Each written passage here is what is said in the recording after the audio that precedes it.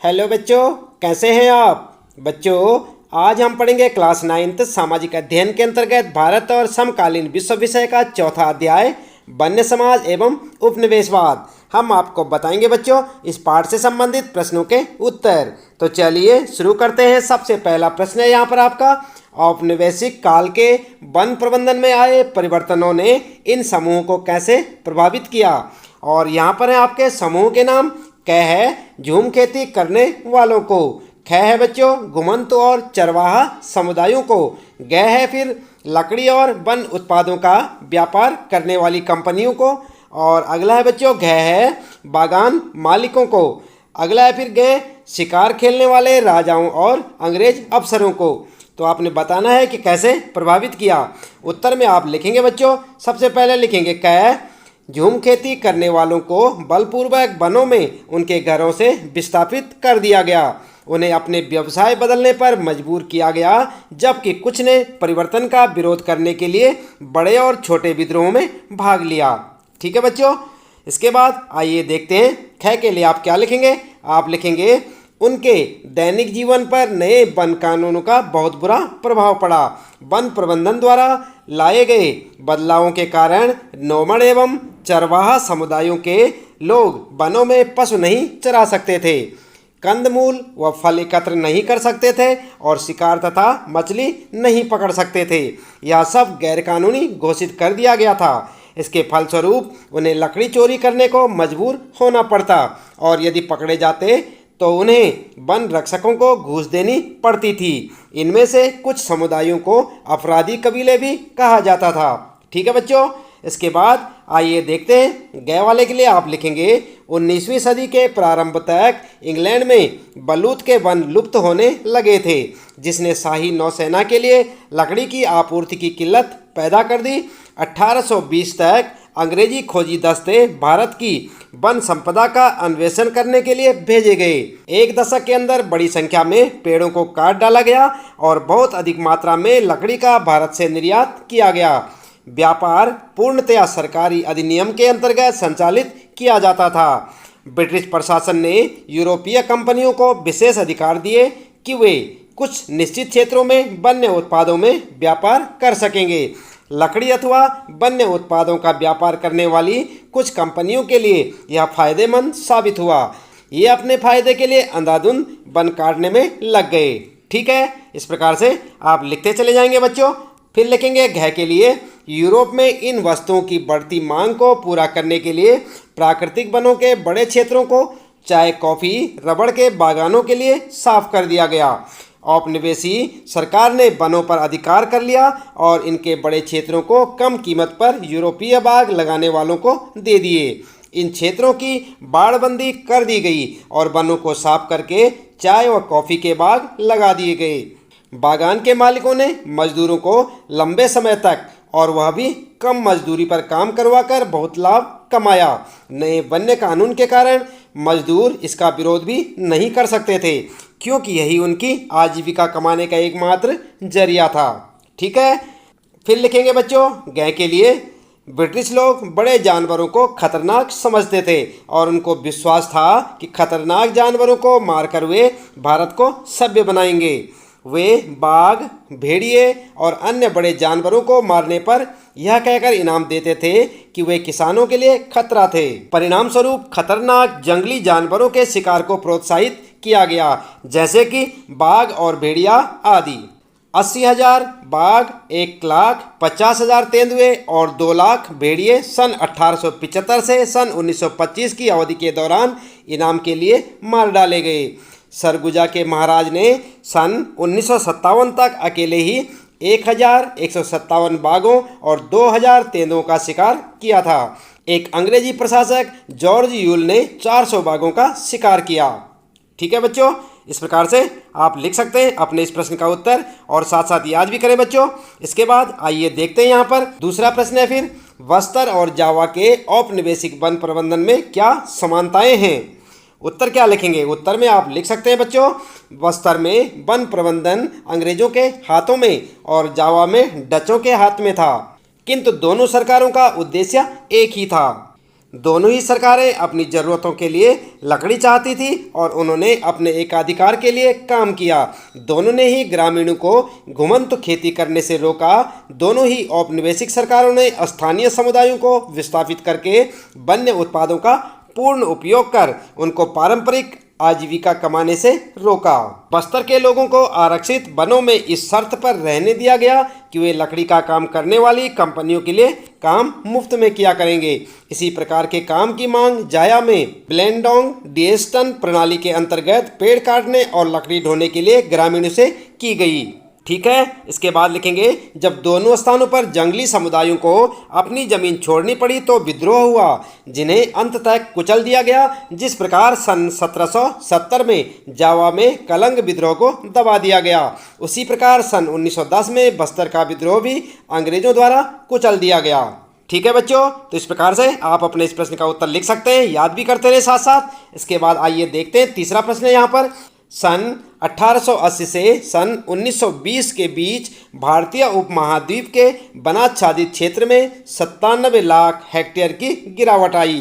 पहले के 10.86 करोड़ हेक्टेयर से घटकर यह क्षेत्र 9.89 करोड़ हेक्टेयर रह गया। इस गिरावट में निम्नलिखित कारकों की भूमिका बताएं। और कारक ये आपके सामने है बच्चों।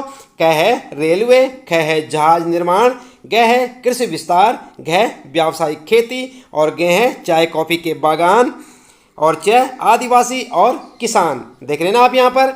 तो आइए उत्तर में क्या लिखेंगे। सबसे पहले लिखेंगे आप उत्तर के लिए क। सन 1850 में रेलवे के विस्तार ने एक नई मांग को जन्म दिया। औपनिवेशिक व्यापार एवं शाही सैनिक टुकड़ियों के आवागमन के लिए रेलवे आवश्यक था। रेल के इंजन चलाने के लिए ईंधन के तौर पर एवं रेलवे लाइन बिछाने के लिए स्लीपर यानी कि लकड़ी से बने हुए, जो कि पटरियों को उनकी जगह पर बनाए रखने के लिए आवश्यक थे। सभी के लिए लकड़ी चाहिए थी। सन 1860 के दशक के बाद से रेलवे के जाल में तेजी से विस्तार हुआ। जैसे जैसे रेलवे पटरियों का भारत में विस्तार हुआ, अधिकाधिक मात्रा में पेड़ काटे गए। 1850 के दशक में अकेले मद्रास प्रेसिडेंसी में स्लीपरों के लिए 35,000 पेड़ सालाना काटे जाते थे। आवश्यक संख्या में आपूर्ति के लिए सरकार ने निजी ठेके दिए। इन ठेकेदारों ने बिना सोचे समझे पेड़ काटना शुरू कर दिया और रेल लाइनों के इर्द गिर्द जंगल तेजी से गायब होने लगे। ठीक है बच्चों, इसके बाद अगला लिखेंगे ख। 19वीं सदी के प्रारंभ तक इंग्लैंड में बलूत के जंगल गायब होने लगे थे, जिसने अंततः शाही जल सेना के लिए लकड़ी की आपूर्ति में समस्या पैदा कर दी। समुद्री जहाज़ों के बिना शाही सत्ता को बचाए एवं बनाए रखना कठिन हो गया था। इसलिए 1820 तक अंग्रेजी खोजी दस्ते भारत की वन संपदा का अन्वेषण करने के लिए भेजे गए। एक दशक के अंदर बड़ी संख्या में पेड़ों को काट डाला गया और बहुत अधिक मात्रा में लकड़ी को भारत से निर्यात किया गया। ठीक है बच्चों, इसके बाद अगला कारक है आपका ग। इसके लिए आप लिखेंगे 19वीं सदी के प्रारंभ में औपनिवेशिक सरकार ने सोचा कि वन अनुत्पादक थे। वनों की भूमि को व्यर्थ समझा जाता था, जिसे जुताई के अधीन लाया जाना चाहिए ताकि उस भूमि से राजस्व और कृषि उत्पादों को पैदा किया जा सकता था और इस तरह राज्य की आय में बढ़ोतरी की जा सकती थी। यही कारण था कि सन 1880 से सन 1920 के बीच खेती योग्य भूमि के क्षेत्रफल में 67 लाख हेक्टेयर की वृद्धि हुई, यानी कि 67 लाख हेक्टेयर की वृद्धि हुई। 19वीं सदी में बढ़ती शहरी जनसंख्या के लिए वाणिज्यिक फसलों जैसे कि जूट, चीनी, गेहूं एवं कपास की मांग बढ़ गई और औद्योगिक उत्पादन के लिए कच्चे माल की जरूरत पड़ी। इसलिए अंग्रेजों ने सीधे तौर पर वाणिज्यिक फसलों को बढ़ावा दिया। इस प्रकार भूमि को जुताई के अंतर्गत लाने के लिए वनों को काट दिया गया। आई बात समझ में। इसके बाद अगला आपका जो है कारक है घ, और इसके लिए आप लिखेंगे वाणिज्यिक वानिकी में प्राकृतिक वनों में मौजूद विभिन्न प्रकार के पेड़ों को काट दिया गया। प्राचीन वनों के विभिन्न प्रकार के पेड़ों को उपयोगी नहीं माना गया। उनके स्थान पर एक ही प्रकार के पेड़ सीधी लाइन में लगाए गए। इन्हें बागान कहा जाता है। वन अधिकारियों ने जंगलों का सर्वेक्षण किया, विभिन्न प्रकार के पेड़ों के अंतर्गत आने वाले क्षेत्र का आंकलन किया और वन प्रबंधन के लिए कार्य योजना बनाई। उन्होंने यह भी तय किया कि बागान का कितना क्षेत्र प्रतिवर्ष काटा जाए। इन्हें काटे जाने के बाद इनका स्थान व्यवस्थित वन लगाए जाने थे। कटाई के बाद खाली जमीन पर पुनः पेड़ लगाए जाने थे ताकि कुछ ही वर्षों में यह क्षेत्र पुनः कटाई के लिए तैयार हो जाए। ठीक है बच्चों। इसके बाद अगला कारक जो था आपका गें, इसके लिए आप लिखेंगे यूरोप में इन वस्तुओं की बढ़ती मांग को पूरा करने के लिए प्राकृतिक वनों के बड़े क्षेत्रों को चाय, कॉफी, रबड़ के बागानों के लिए साफ कर दिया गया। औपनिवेशी सरकार ने वनों पर अधिकार कर लिया और इनके बड़े क्षेत्रों को कम कीमत पर यूरोपीय बाग लगाने वालों को दे दिए। इन क्षेत्रों की बाड़बंदी कर दी गई और वनों को साफ करके चाय और कॉफी के बाग लगा दिए गए। बागान के मालिकों ने मजदूरों को लंबे समय तक और वह भी कम मजदूरी पर काम करवाकर बहुत लाभ कमाया। घुमंतु खेती करने वाले जले हुए वनों की जमीन पर बीज बो देते और पुनः पेड़ उगाते। जब वे चले जाते तो वनों की देखभाल करने के लिए कोई भी नहीं बचता था। एक ऐसी चीज जो इन्होंने अपने पैतृक गांव में प्राकृतिक रूप से की होती थी। ठीक है। इसके बाद च जो कारक है आपका, उसके लिए आप लिखेंगे बच्चों, वे सामान्यतः घुमंतु खेती करते थे जिसमें वनों के हिस्सों को बारी बारी से काटा एवं जलाया जाता है। मानसून की पहली बरसात के बाद राख में बीज बो दिए जाते हैं। यह प्रक्रिया वनों के लिए हानिकारक थी। इसमें हमेशा जंगल की आग का खतरा बना रहता था। ठीक है बच्चों। तो इस प्रकार से आप अपने इस प्रश्न का उत्तर लिख सकते हैं। चलिए इसके बाद देख लेते हैं यहाँ पर बच्चों। चौथा प्रश्न है, युद्ध से जंगल क्यों प्रभावित होते हैं? तो क्या लिखेंगे उत्तर में? आप जानते हैं क्यों प्रभावित होते हैं? उत्तर लिखेंगे, युद्धों से वनों पर कई कारणों से प्रभाव पड़ता है। और कारण लिखेंगे, पॉइंट बनाकर लिखें, क्या लिखें? भारत में वन विभाग ने ब्रिटेन की लड़ाई की आवश्यकताओं को पूरा करने के लिए अंधाधुंध वन काटे। इस अंधाधुंध विनाश एवं राष्ट्रीय लड़ाई की आवश्यकताओं को पूरा करने के लिए वनों की कटाई वनों को प्रभावित करती है, क्योंकि वे बहुत तेजी से खत्म होते हैं जबकि ये दोबारा पैदा होने में बहुत समय लेते हैं। ठीक है। दूसरा पॉइंट लिखेंगे बच्चों, ख, जावा में जापानियों के कब्जा करने से पहले डचों ने भस्म कर भागो नीति अपनाई, जिसके तहत आरा मशीनों और सागौन के विशाल लट्ठों के ढेर जला दिए गए जिससे वे जापानियों के हाथ न लगे। इसके बाद जापानियों ने वन्य ग्रामवासियों को जंगल काटने के लिए बाध्य करके वनों का अपने युद्ध कारखानों के लिए निर्ममता से दोहन किया। बहुत से गांव वालों ने इस अवसर का लाभ उठाकर जंगल में अपनी खेती का विस्तार किया।